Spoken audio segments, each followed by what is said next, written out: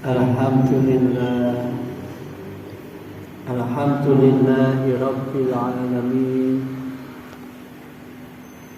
Huwallazi anzala sakinata fi qulubil mu'minin liyazdadu imanan ma'a imanihim. Asyhadu an la ilaha illallah Al-Malikul Haqqul Mubin, wa ashhadu anna Muhammadan abduhu wa rasuluh as-sadiqul wa'dil amin. Allahumma salli wa sallim wa barik ala Muhammadin wa ala alihi wa ashabihi ajma'in. Faya ayyuhal hadirun rahimakumullah, usikum wa nafsi bitaqwallah. Ittaqullaha haqqa tuqatih wa la tamutunna illa wa antum muslimun. Faqala Allah Ta'ala fil Qur'anil Karim, a'udzu billahi minasy syaithanir rajim. Bismillahirrahmanirrahim. Ya ayyuhan nasu ubudu rabbakumul ladzi khalaqakum wal ladzina min qablikum la'allakum tattaqun. Shadaqallahul adzim. Jamaah salat Jumat yang berbahagia rahimakumullah, limpahan rahmat dan karunia Allah adalah hal yang pertama dan utama yang harus kita syukuri. Karena begitu banyaknya limpahan rahmat dan karunia Allah yang telah kita nikmati. Hari ini pun kita bisa hadir di majelis yang mulia, majelis Jumat, juga karena limpahan rahmat Allah yang berupa kesehatan, kesempatan, sehingga kita bisa meluangkan waktu untuk duduk sejenak mentaati perintah Allah, yaitu datang di majelis Jumat yang berbahagia ini.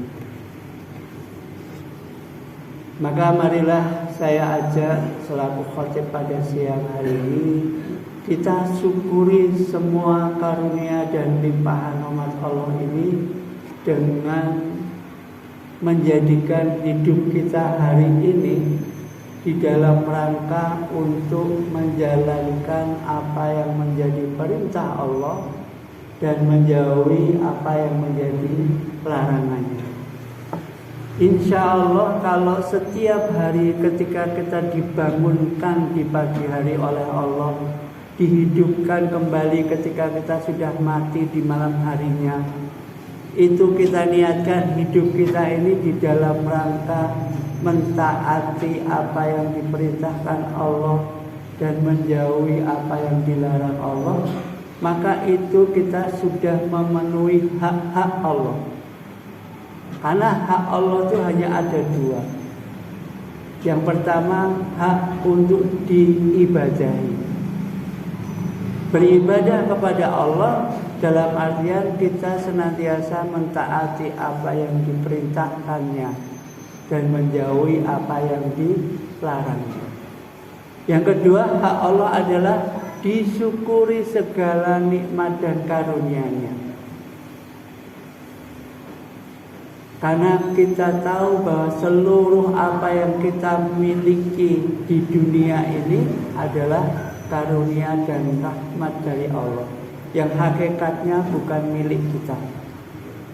Maka ketika seluruh nikmat dan karunia ini kita gunakan di dalam rangka bersyukur kepada Allah, yaitu dengan seluruh nikmat itu kita gunakan untuk mentaati dan menjauhi apa yang dilarang dan mentaati apa yang diperintahkan. Insya Allah inilah cara bersyukur yang sebenarnya. Kita dikaruniai kesehatan, kesempatan pada siang hari ini, kemudian kita gunakan untuk mendatangi majelis Jumat di sana. Ini cara bersyukur yang terbaik. Menggunakan nikmat Allah untuk taat kepada Allah. Rasulullah pernah berpesan dalam sebuah hadis yang diriwayatkan oleh At-Tirmidzi. Man asbaha wa dunya akbaru min hammihi falaisa minallahi syai'un. Barang siapa yang di pagi hari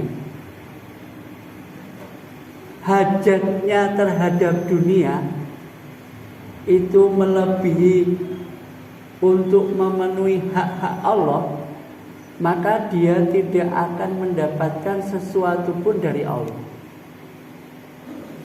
Hadirin yang berbahagia, peringatan Rasulullah ini memang sederhana. Kalau kita di pagi hari hajat dunia kita memiliki keinginan yang sangat banyak sekali terhadap dunia ini. Tapi hajat dunia itu mengalahkan untuk memenuhi hak-hak Allah tadi, maka kita tidak akan mendapatkan apapun dari Allah. Hak Allah hanya dua. Yang pertama diibadahi, yang kedua disyukuri segala nikmatnya. Kalau kepentingan dunia kita mengalahkan hak Allah, maka kita tidak akan mendapatkan apa-apa dari Allah. Dalam hadis itu dilanjutkan, maka akan diberi kepadanya 4 penyakit, 4 hal bagi orang yang pagi hari hajatnya memenuhi dunia itu melebihi hajatnya memenuhi hak Allah, itu akan diberi 4 penyakit. Yang pertama penyakitnya adalah kebingungan yang tiada henti. Bagi orang yang sudah bekerja mungkin dia akan bingung, pekerjaan kok tidak habis-habisnya, merasa setiap hari bekerja tapi tidak pernah selesai pekerjaan. Atau orang ini tidak punya pekerjaan sehingga dia bingung, apa yang harus saya kerjakan hari ini. Banyak orang yang saat ini di dalam kemajuan zaman yang serba modern ini, banyak sekali orang yang merasa kesibukannya tidak pernah berhenti. Tapi juga tidak sedikit orang yang merasa tidak punya pekerjaan karena bingung mau bekerja apa. Apa-apa sudah ditangani oleh teknologi. Sehingga banyak PHK di mana-mana. Bagi kita yang insya Allah hidupnya itu berusaha memenuhi hak Allah, penyakit ini tidak akan ada dalam diri kita. Yang kedua, akan diberikan kesibukan yang tidak pernah usai. Sehingga orang itu merasa setiap hari harus bekerja untuk memenuhi kebutuhannya. Kebutuhannya yang ia kejar itu tidak akan pernah tercapai meskipun dia sudah bekerja keras, membanting tulang. Tidak sedikit di antara kita itu yang bangun pagi-pagi, pulang petang-petang, pergi pala pusing-pusing, pinggang pegal-pegal, tetapi penghasilan pas-pasan. Merasa tidak pernah cukup. Karena dia tidak mengutamakan hak Allah. Dia merasa bahwa dunia ini harus kita kejar, harus kita tempuh, karena kalau tidak kita akan ketinggalan. Yang ketiga, akan diberi perasaan yang tidak pernah kecukupan dalam hidupnya. Meskipun ia sudah memiliki harta yang sangat banyak, memiliki jabatan yang sangat tinggi, tetapi rasa cukup itu tidak pernah ada dalam dirinya. Karena yang ia pikir adalah keduniaan saja. Dan kita sudah menyaksikan betapa banyak para pejabat, meskipun sudah hartanya melimpah, tetap saja berkorupsi. Meskipun jabatannya sangat tinggi, tetap saja masih menggunting dalam lipatan supaya jabatannya lebih tinggi. Betapa sekarang kita sedang ribut adanya undang-undang Kapolri yang membolehkan misalkan Kapolri menjabat di jabatan yang selain bersangkutan dengan poli. Ini masih menjadi polemik. Siapapun pasti akan memperjuangkan ingin punya jabatan yang tinggi. Tetapi kalau tidak pernah ada rasa cukup, maka setinggi apapun yang kita raih tidak akan bisa memuaskan. Ini yang dicabut oleh Allah bagi orang-orang yang tidak pernah mensyukuri nikmat Allah. Yang keempat, akan diberikan angan-angan yang tidak pernah tercapai. Cita-citanya sangat banyak, keinginannya luar biasa. Keinginan yang satu dicukupi, dia tidak puas, masih menginginkan yang lain. Demikian seterusnya. Sudah jadi anggota DPR tingkat provinsi, selesai pengen jadi DPR tingkat nasional. Begitu seterusnya. Hadirin yang berbahagia, maka kuncinya mari kita penuhi hak Allah. Maka insya Allah Allah akan memenuhi hak kita. Barang siapa yang pagi hari hajatnya memenuhi dunia itu melebihi hajatnya memenuhi hak Allah, maka falaisa minallahi syai'un, maka tidak akan mendapatkan apa-apa dari Allah kecuali ditambahkan 4 penyakit dalam hatinya tadi. Ketika kita bangun pagi hari, Rasulullah mengajarkan alhamdulillahilladzi ahyana ba'dama amatana wa ilaihin nusur. Pertama kali kita bangun, maka yang kita penuhi adalah hak Allah. Kita memuji Allah. Segala puji bagi Allah yang telah mengembalikan kematianku kepada kehidupan sekarang ini. Ini nikmat yang terbesar kita adalah nikmat kita masih diberi hidup. Maka yang pertama kali kita memuji Allah. Inilah hak Allah. Kita puji, kita ibadahi.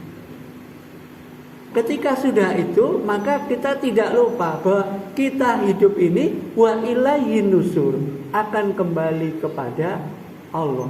Maka hidup kita ini, nikmat yang terbesar dari Allah ini kita gunakan di dalam rangka mentaati kepada Allah, sehingga kita bisa kembali kepada Allah dalam keadaan taat, dalam keadaan muslim, tunduk kepada Allah.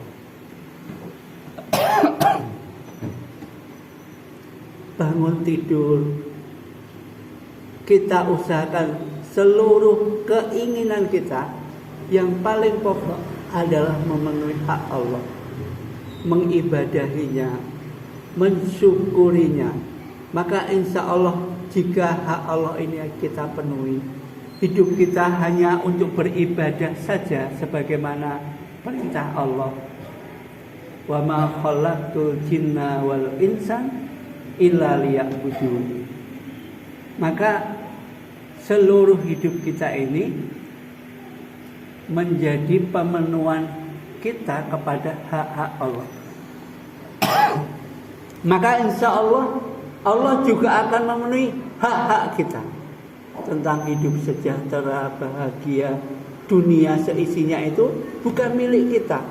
Sangat lucu kalau kesibukan kita memikirkan dunia, melupakan hak Allah. Karena apa? Yang bukan milik kita kok kita pikirkan. Dunia seisinya ini milik Allah. Hak Allah yang akan membagikan kepada siapa? Kalau kita memenuhi hak Allah, insya Allah hak kita tentang hidup sejahtera, bahagia, itu akan dipenuhi oleh Allah. Karena dunia ini bukan milik kita. Lillahi ma fis samawati wa ma fil ardh. Yang kedua, ketika Allah sudah memberikan kita segalanya untuk kita, sehat, kuat, sempat, ada harta, ada anak, ada istri, ada penghasilan, maka seluruh nikmat itu kita gunakan untuk mentaati apa yang diperintahkan Allah dan apa yang dilarangnya. Inilah yang namanya syukur. Menggunakan nikmat Allah untuk mentaati apa yang diperintahkan dan menjauhi apa yang dilarang. Jika dua hak Allah ini kita penuhi, maka pasti Allah akan memenuhi hak-hak kita. Semoga kita bisa terhindar dari apa yang dinasihatkan Rasulullah pada kita.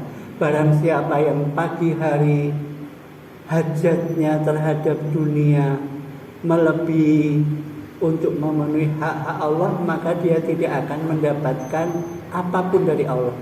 Dan Allah akan memberikan 4 penyakit: kebingungan yang tiada putus, kesibukan yang tidak pernah selesai, kebutuhan yang tidak pernah merasa cukup, dan keempat adalah angan-angan yang tidak terpenuhi. Semoga kita bisa terhindar dari keempat hal tersebut, sehingga kita bisa mendapatkan hati yang tenang, kehidupan yang bahagia, bisa menjalankan apa yang menjadi perintah Allah, menjauhi apa yang dilarang Allah, sampai kita nanti dipanggil di hadapan Allah dalam keadaan kita tunduk untuk mentaati apa yang diperintahkannya. Barakallahu li wa lakum fil Qur'anil azim wa nafa'ani wa iyyakum bima fihi minal ayati wa dzikril hakim. Wa taqabbala minni wa minkum tilawatahu fastaghfiruhu innahu huwal ghafurur rahim.